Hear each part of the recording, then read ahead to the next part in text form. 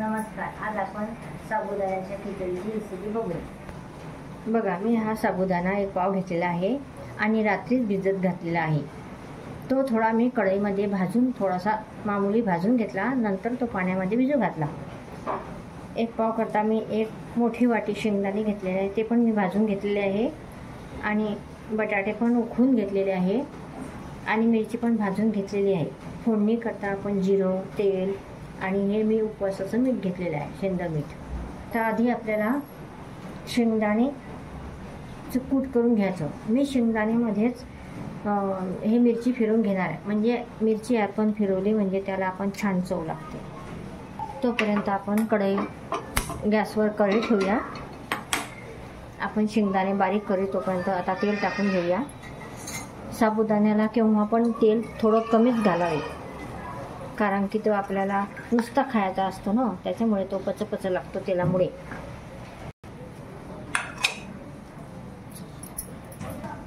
आता मिरची आणि हे शेंगदाणे आपण मिक्सरमध्ये बारीक कूट करून घेऊया. कढईतलं तेल आपलं तापलेलं आहे. आता आपण त्याच्यामध्ये आधी जिरं घालूया. बघा, असं तडतडीत घातलेलं आहे. कूट पण आपल्याला बघा अशा प्रकारे वाटायचं आपल्याला, जास्त बारीक पण नाही, जास्त जाडं पण नाही, मीडियम. बघा, आता साबुदाणा घालायचा. छान मिळून झालेला आहे.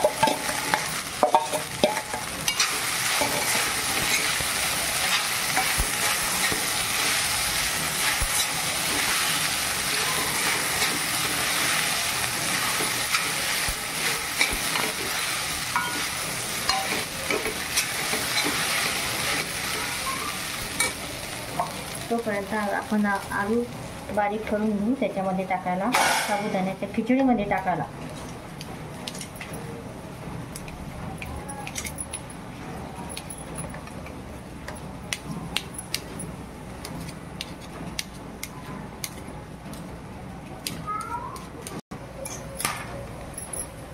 आलू पण घालायचे, बारीक झालेले आपले करून.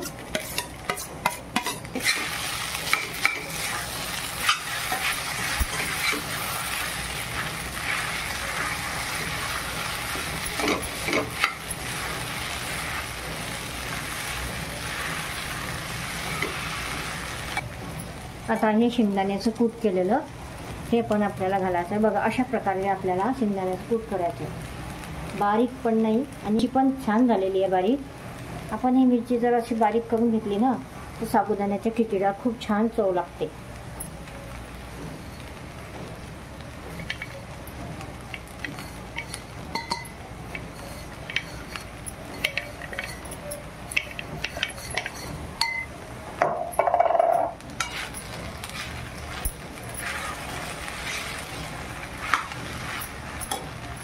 चवीनुसार मीठ घालायचं, हे उपवासाचं मीठ.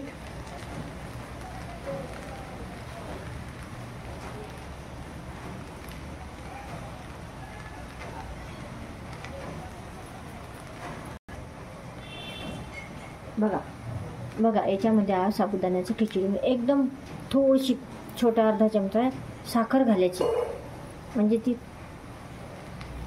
आपला साबुदाण्याची खिचडी खायला खूप छान चव लागते. आणि असं थोडंसं लिंबू पिळून घ्यायचं. आधी त्याच्या बिया काढून घ्यायच्या. असं थोडंसं लिंबू गरम साबुदाण्यामध्येच कढईमध्ये टाकून द्यायचं.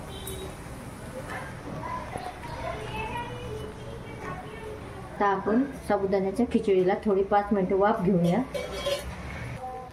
बघा, आता आपले वाफवून झालेले आपण बघूया आपली साबुदाण्याची खिचडी कशी झाली. बघा, किती छान वाफवून झालेली आहे आणि नरम पण झालेली आहे, चिकट पण नाही. बघा कशी मऊ झालेली आहे, मोकळी मोकळी. हे बघा, आता आपण गॅस बंद करून घेऊया. बघा किती सुंदर झालेली आहे, मऊ.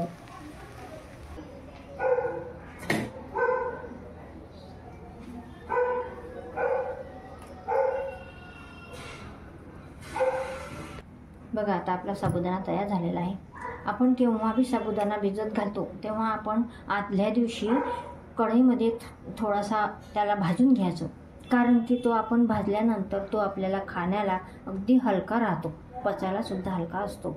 आणि हा एक पाव आपण 3 जण खाऊ शकतात, किंवा 6 जणांना अर्धा किलो साबुदाणा आणि 1 पाव शेंगदाणे, हे अर्धा पावशेर शेंगदाणे घेतलेले आहे मी, आणि 6 जणांना बरोबर अर्धा किलो साबुदाणा लागेल, आणि त्याला 1 पाव शेंगदाणे लागतील. अशा प्रमाणे हे प्रमाण आपलं व्यवस्थित आहे. तुम्ही पण याप्रमाणे करून बघा आणि माझ्या चॅनलला सबस्क्राईब द्या. धन्यवाद.